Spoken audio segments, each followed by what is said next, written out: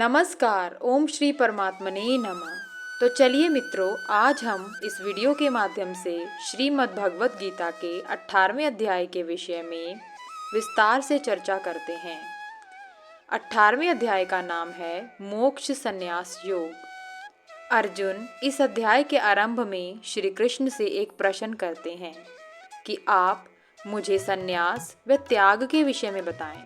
श्री कृष्ण कहते हैं कि संन्यास होता है कर्म का त्याग कर देना, त्याग होता है कर्म के फल का त्याग करना। यहाँ संन्यास और त्याग के बीच में सूक्ष्म सा अंतर है, क्योंकि ये जो भेद होता है इसी के द्वारा व्यक्ति श्रेय को प्राप्त होता है। जब व्यक्ति संसार की समस्याओं से भागकर कर्म का त्याग करता है तो श्री कृष्ण कहते हैं कि वह संन्यास है। त्याग कर्मों के फलों का त्याग है। इसमें व्यक्ति कर्म तो करता है किंतु कर्मों के फल का त्याग करता है। इसी अंतर से व्यक्ति श्रेय की प्राप्ति करता है। संसार से दूर भागना हमारा कर्तव्य नहीं, बल्कि हमें संसार में रहकर स्वयं के कर्मों को करना चाहिए। व्यक्ति को नियत कर्म करने चाहिए। नियत कर्म वह होते हैं जिनको करने के लिए व्यक्ति को इधर उधर भटकना नहीं पड़ता, बल्कि वे स्वतः ही व्यक्ति के सामने आते हैं। हमारे बहुत से कर्तव्य होते हैं जो हमें करने ही होते हैं, जैसे माता पिता की देखभाल करना, परिवार को चलाना इत्यादि।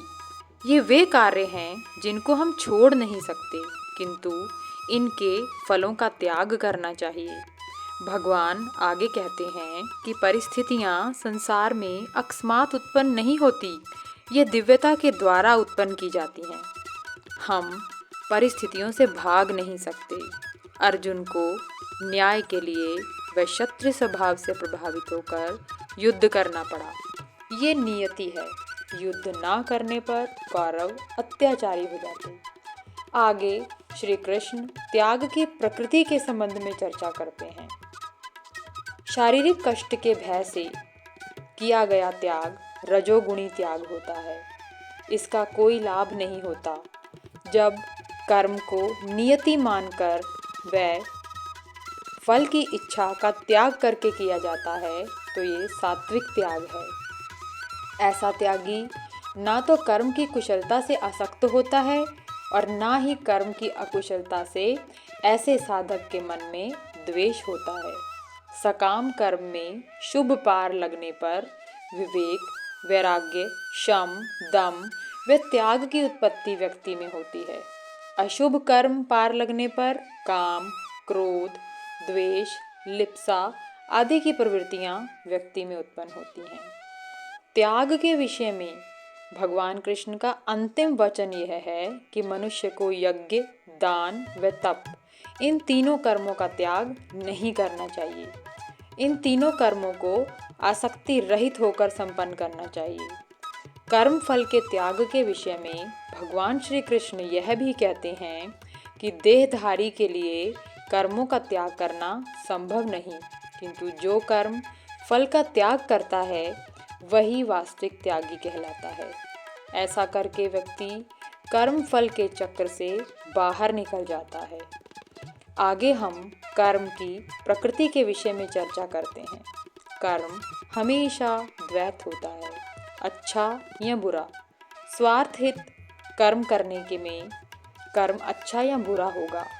शरीर, कर्ता, विभिन्न इंद्रियां, अनेक प्रकार की चेष्टाएं व विधि ये कर्म के कारक तत्व हैं।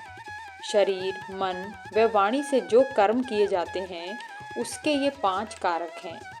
जो इसे नहीं समझ पाते वे केवल आत्मा को ही कर्ता मानते हैं। वे वस्तुओं को उनके वास्तविक स्वरूप में नहीं देखते। जो व्यक्ति कर्तापन के अहंकार से मुक्त होते हैं वे कर्म बंधन में नहीं पड़ते। तो चलिए आगे हम बताते हैं कि कर्म के कारक क्या होते हैं। कर्म के कारक वे होते हैं जिनके माध्यम से कर्म सिद्ध होते हैं। फिर कर्मों को कर्म माना जाता है। कर्मों के परिणामों का निर्धारण होता है। सांख्य दर्शन के अनुसार हम सीमित हैं। हम कर्म की गुणवत्ता को नहीं जानते। कर्म मन, वाणी व शरीर से किए जाते हैं। कर्मों की गुणवत्ता को सुनिश्चित करने के लिए मन को, वाणी को व शरीर को शुद्ध रखना पड़ता है। मन में विचारों को दबाना नहीं, बल्कि दुर्बल करना होता है। कर्म फल के त्याग में भी मैं की भावना नहीं होनी चाहिए। स्वयं को कर्ता व भोक्ता न मानने वाला व्यक्ति ही वास्तव में त्यागी होता है। आगे हम कर्म को प्रेरित करने वाले कारकों के विषय में चर्चा करेंगे, जिनके बारे में भगवान श्री कृष्ण ने अर्जुन को बताया है। ज्ञान, ज्ञेय व ज्ञाता, ये कर्म को प्रेरित करने वाले 3 कारक हैं। ज्ञान, ज्ञाता व ज्ञेय का अर्थ है जानने वाला, जो कि ज्ञाता है, जैसे मनुष्य। ज्ञेय वह वस्तु है जिसे जाना या समझा जाता है, जैसे संसार। विचार, ज्ञान वह प्रक्रिया है जिसके द्वारा ज्ञान ज्ञेय को जानता है। जब आप फूल को देखते हैं तो आपकी आंखें ज्ञाता हैं। फूल ज्ञेय है। फूल के रंग रूप को देखने की क्रिया ज्ञान है। इन तीनों के भेद को मिटाना ही मोक्ष है, क्योंकि इन तीनों के पीछे एक ही सत्ता है। कर्म को प्रेरित करने वाले कारकों के विषय में जानने के पश्चात अब हम कर्म को संचित करने वाले कारकों के विषय में जानेंगे। कर्ता प्रकृति है जो कर्म करती है, वह पुरुष अनुभव करता है, अर्थात प्रकृति की जो शक्ति कर्म करती है वह कर्ता है। क्रिया की प्रतिक्रिया देने के लिए पुरुष बाध्य है। यदि पुरुष बिना विचलित हुए ज्ञान को भीतर समाहित करता है तो वह कर्म के बंधन में नहीं पड़ता। आगे हम ज्ञान, कर्ता व कर्म के विषय में और विस्तार से जानते हैं। ज्ञान 3 प्रकार का होता है, सात्विक, राजसिक व तामसिक। जो ज्ञान सभी जीवों को अनन्य भाव से देखता है, उन्हें अविभाजित मानता है, वह सात्विक ज्ञान कहलाता है। संसार वस्तुपरक नहीं है, व्यक्तिपरक है। दृष्टा जिस नज़र से संसार को देखेंगे, दृष्टि वैसी ही होगी। कहा भी गया है, change your attitude, change your life. संसार को विभिन्न देखने वाला ज्ञान राजसिक होता है। संसार में बिना किसी कारण असत्य व अल्पता में विश्वास रखना तामसिक ज्ञान है। कर्म भी 3 प्रकार के होते हैं। राग द्वेष से रहित होकर किए गए कर्म सात्विक होते हैं।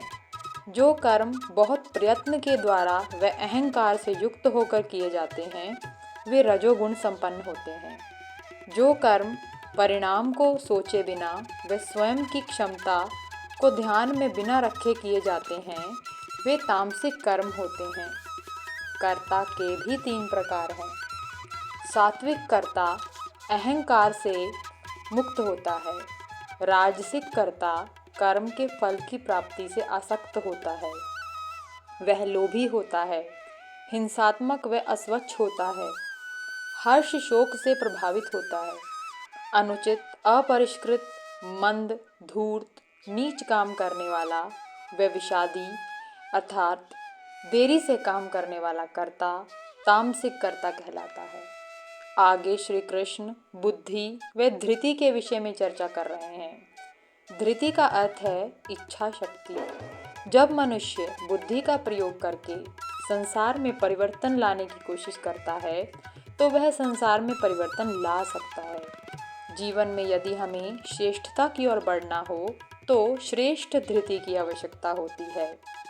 जो बुद्धि, प्रवृत्ति व निवृत्ति, कार्य व निष्क्रियता, भय व अभय व बंधन व मोह को जानती है, वह बुद्धि सात्विक बुद्धि होती है। जो बुद्धि धर्म और अधर्म, कार्य व अकार्य को ठीक प्रकार से नहीं समझती, वह बुद्धि राजसी होती है। ऐसे व्यक्ति लोभ से प्रभावित होते हैं। वे घोर परिश्रम करते हैं, ये परिश्रम कष्टदायी भी होते हैं। वे उनके लिए बहुत से दुख भी उत्पन्न करते हैं। ऐसी बुद्धि जो अंधकार से ढक जाने पर अधर्म व धर्म को विपरीत मानती है, इस प्रकार की बुद्धि तमोगुण के प्रभाव से चल रही होती है। ये अज्ञान व क्षय से प्रभावित होती है। धृति के विषय में भी श्री कृष्ण कहते हैं कि जो सात्विक धृति होती है, जो मन, प्राण व इंद्रियों की क्रिया को धारण कर सकती है और इसे योग में धारण करती है, वह दृढ़ता से वह इसे धारण करती है। बुद्धि सात्विक कार्यों को समझती है, किंतु धृति विकसित होनी जरूरी है। राजसी धृति वह धृति होती है जो कर्तव्य, कामना व लोभ द्वारा धारण की जाती है। यह संग द्वारा फल की इच्छा करती है। तामसी धृति वह धृति होती है जो स्वप्न को, विषाद को, शोक को, मद को, भय को त्यागती नहीं। तमोगुणी क्षय से जुड़ा गुण है। ये प्रबल नहीं, शक्तिहीन है। आगे श्री कृष्ण सुख के भी प्रकारों की चर्चा करेंगे, जिसकी चर्चा हम आगे की वीडियो में करेंगे। आशा है कि मैंने आपको 18वें अध्याय का आधा हिस्सा अच्छे से समझाया है। धन्यवाद।